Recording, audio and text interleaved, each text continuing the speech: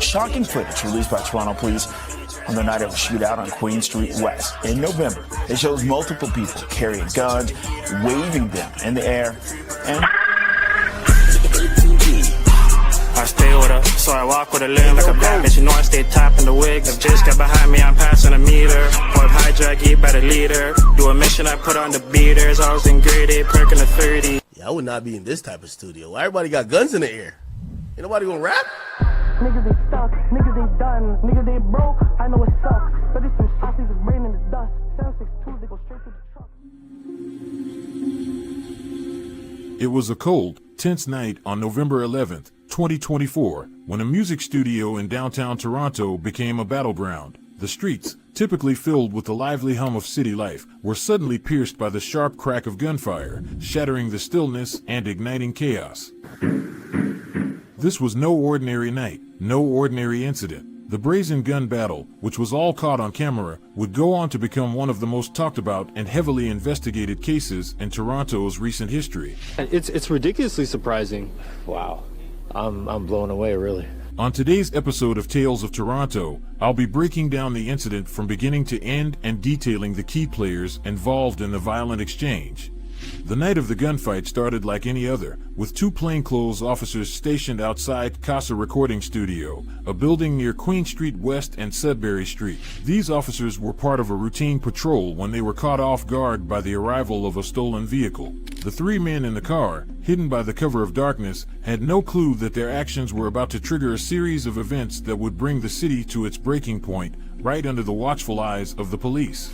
Stepping out of the stolen vehicle, the three men, armed with handguns, prepared for what seemed to be a shootout with up to a dozen men that were inside the recording studio. The perpetrators opened fire toward the back of the building, and the individuals inside the studio, seemingly unprepared for an attack of this magnitude, quickly returned fire. In an instant, what began as an isolated, reckless act of aggression turned into a chaotic firefight with bullets flying in all directions. The exchange of gunfire quickly escalated into a dangerous crossfire as the three aggressors took cover behind an unmarked vehicle the plainclothes officers happened to be sitting inside of. The firefight was not a random act of gun violence. It was the product of a rivalry between multiple criminal factions, each determined to assert their dominance. We'll get more into that later in the video.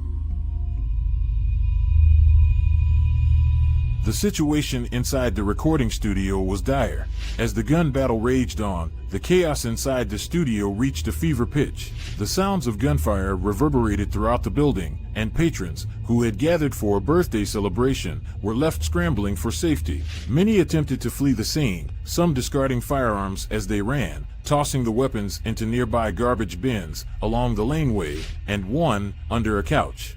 Despite more than 100 rounds tearing through the night, it was nothing short of a miracle that no one was hit. As the dust settled, the three perpetrators attempted to flee, but their stolen vehicle was then hit by the unmarked police car, leaving them to run off. One of them was caught, but the two others got away. Meanwhile, another police squad arrived on the scene and officers quickly entered the building, securing the area and beginning to assess the scale of the situation. What they discovered was both staggering and alarming. A significant cache of firearms, including automatic weapons, assault rifles, and handguns, had been stashed throughout the studio. Law enforcement also found multiple high-capacity magazines and firearms that had been modified for fully automatic fire, revealing just how serious the situation had become.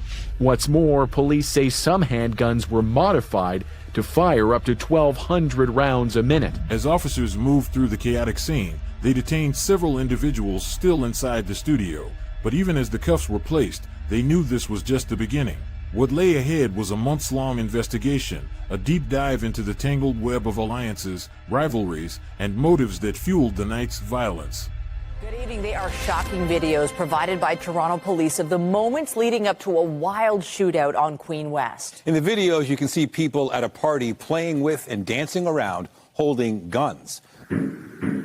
Police say it was 11:20 p.m. on November the 11th. Plainclothes officers were conducting an investigation outside the recording studio when 3 males got out of a stolen vehicle and fired on the building. I saw about 6 of them, a group of them running. Partygoers returned fire, and the original shooters took cover behind an occupied but unmarked police vehicle, which was struck several times. Police are still looking for Jamarly Smith, Olad, Caleb Odulate Stewart, and Mohammed Kyrie.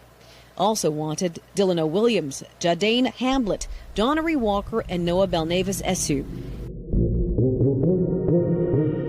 In response to the shocking and violent incident on Queen Street West, the Toronto Police Service launched Project Poppy, an expansive and far-reaching operation specifically designed to bring the individuals responsible for the gunfight to justice. The name Project Poppy was not only a tribute to the resilience of the community in the face of such violence, but also a reference to the red poppy that is worn on Remembrance Day, the day the shooting occurred. Paul McIntyre, superintendent of the Organized Crime Enforcement, spoke out about the significance of the operation, calling the gunfight an audacious and reckless exchange of gunfire. Inspector Paul Krawczyk of the Integrated Gun and Gang Task Force further underscored the gravity of the situation, warning that the police would stop at nothing to bring those responsible to justice. The efforts of Project Poppy quickly yielded results. Within days, 23 individuals were arrested and 16 firearms were seized, signaling the magnitude of the operation.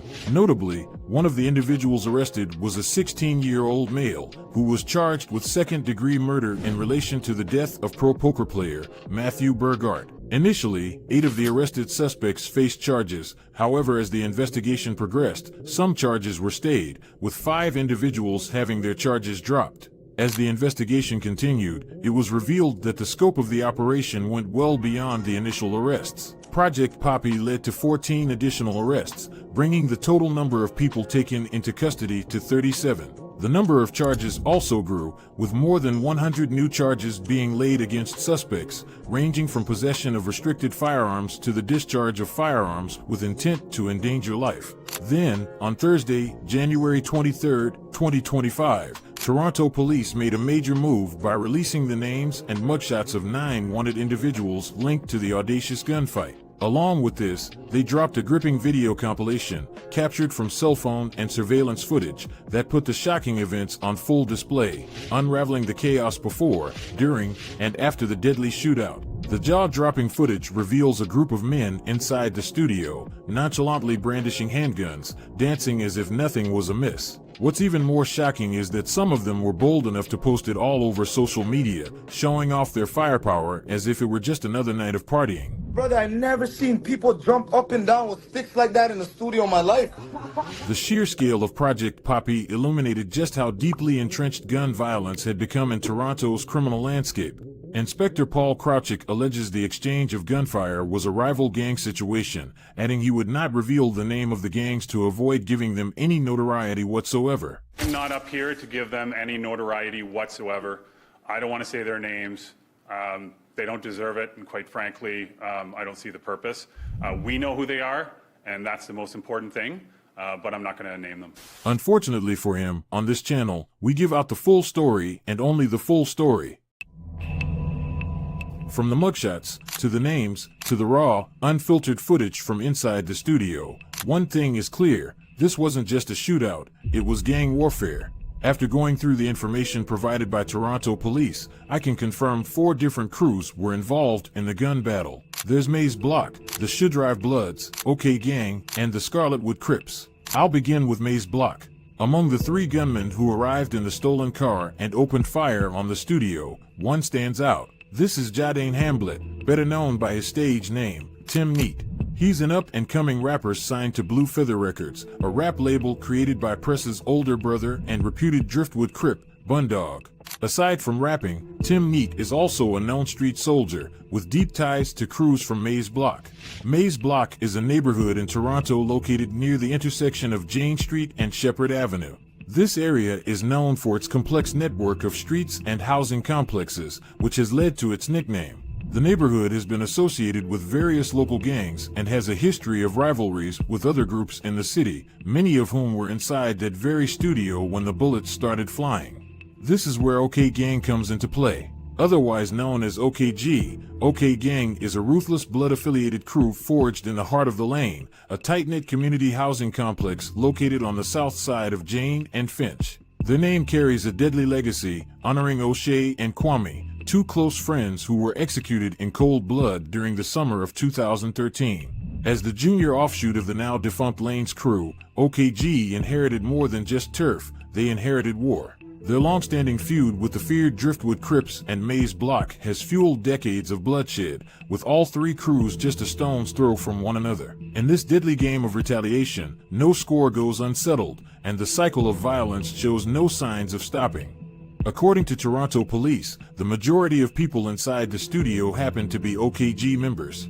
Among them was Delano Williams, better known as OKG Dello. Seen here holding a large rifle, Dello is a rising rapper from the Lanes, known for tracks like Breach and Reaper.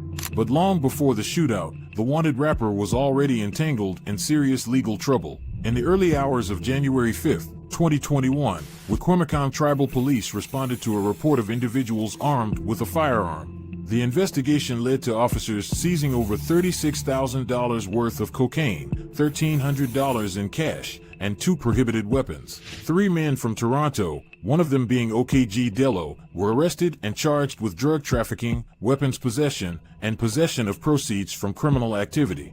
By October 2021, Dello was sentenced to 30 days in custody for breaching probation, a minor penalty considering the scale of his charges. With his past catching up to him and a growing rap sheet attached to his name, slipping through the cracks won't be so easy this time around. The same can be said for this next OKG member, who was also caught on camera that night.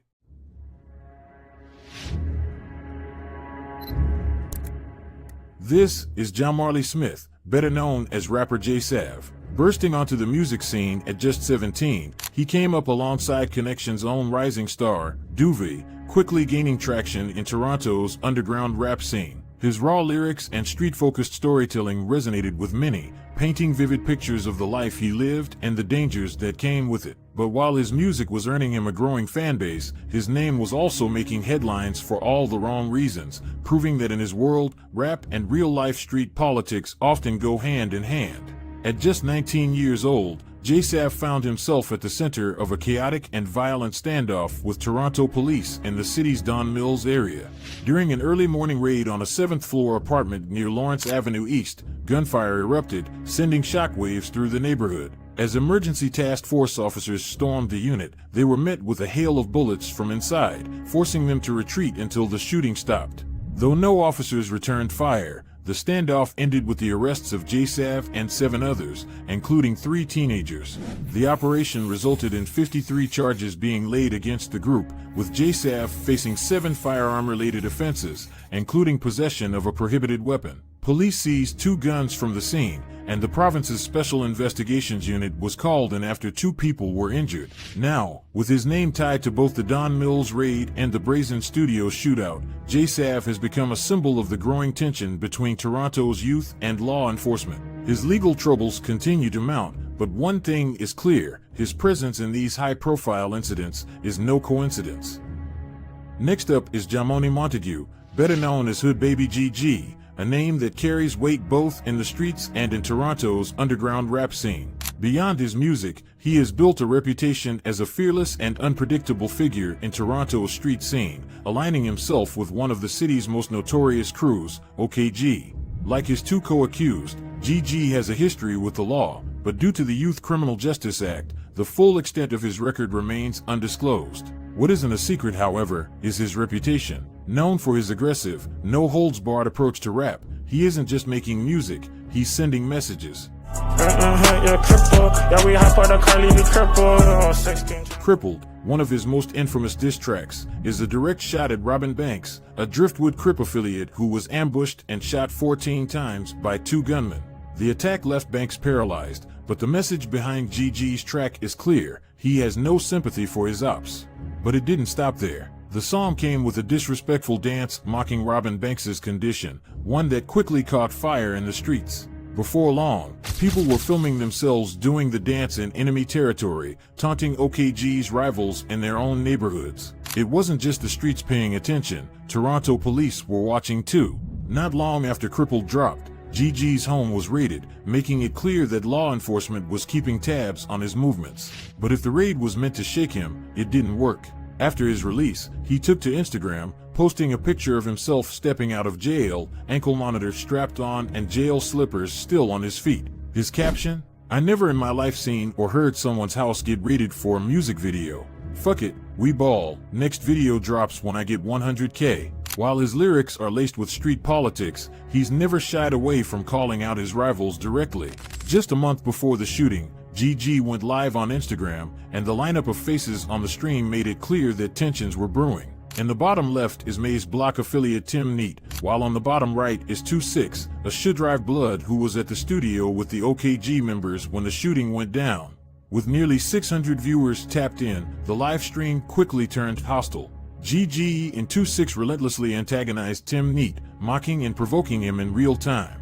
You're a bitch. If I run into you, I'm gonna slap you in your face. Knowing what would unfold a month later, it begs the question, did that live stream light the fuse for what was to come? With tensions running high and his name entangled in both the music industry and the ongoing gang war, one thing is certain, he isn't just rapping about the streets, he's living them. In the aftermath of the brutal studio shootout, GG and his older brother made the unexpected decision to turn themselves in, fully aware of the consequences. But cooperation didn't mean leniency. Both were immediately slapped with a long list of weapons charges, solidifying their roles in the night's deadly chaos. Another crew spotted in the studio alongside OK gang members was the Shootout Bloods, a younger offshoot of the notorious Dixon City Bloods, the same gang that made headlines for its role in the Rob Ford crack scandal back in 2013. Their name honors Zachariah Ali, aka Shmoney, a 16-year-old who was executed in cold blood in the parking lot of Kingsview Village Junior Public School.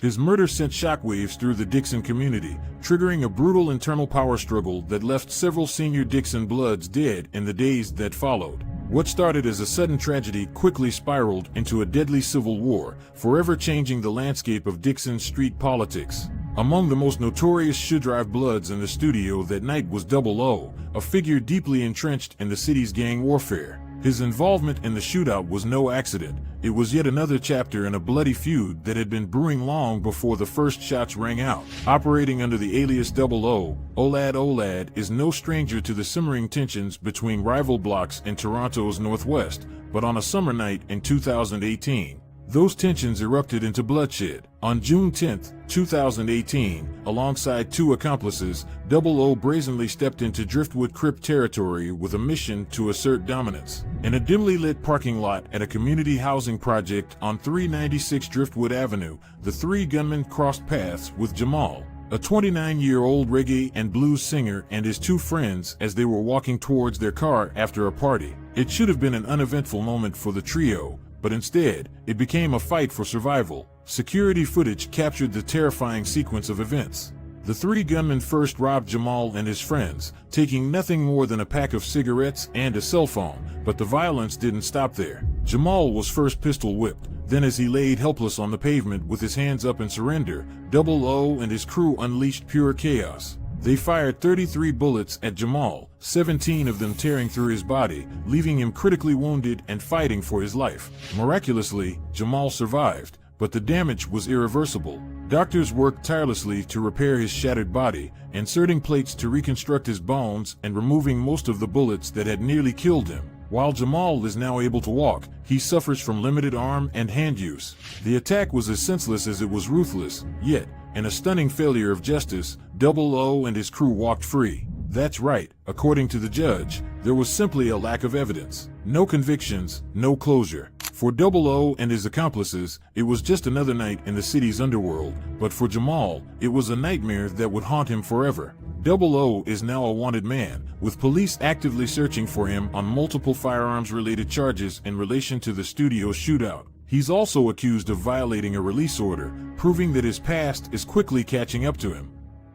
The final and most infamous name on the wanted list is Muhammad Keir, better known in the streets as Boozy. Originally from Tandridge, Boozy isn't just another name. He's a towering street soldier with deep ties to the Scarletwood Crips, a ruthless West End gang that first gained notoriety in the early 2010s. Feared by rivals and respected by his own, Boosie's name carries weight, and his criminal past only adds to his reputation. Back in 2016, he was the subject of a Canada-wide manhunt following a deadly shooting outside a Mississauga hookah lounge. On February 7, 2016, witnesses reported a chaotic scene around 1 a.m., where a brawl among several men in the parking lot of Habibi Lounge escalated into gunfire, leaving 17-year-old Sharmark Farah, better known as Marky, mortally wounded. Standing 6 feet 5 inches with a heavy build, authorities initially believed Boosie had fled to Somalia after the shooting, but they were wrong. He was captured right here in Ontario and set to face trial in 2022. However, in a shocking twist, Boosie walked away a free man after being acquitted of first-degree murder, a rare stroke of luck in the world he navigates. You'd think after dodging a life sentence, he'd lay low, but that couldn't be further from the truth. Just 2 years later, he was back in the spotlight, this time for his alleged involvement in the robbery of Waleed, the cameraman for the popular content group AMP. This my homie Kai, right? My AMP brethren. Yeah. Instead of keeping a low profile, Boosie hopped on Instagram Live shortly after the incident, boldly taking credit for the robbery and even banning AMP from Toronto, a move that only fueled the controversy surrounding him. Yo, we done the Waleed. Fuck that. Real shit. We did it. We run that bitch. He had some moisture.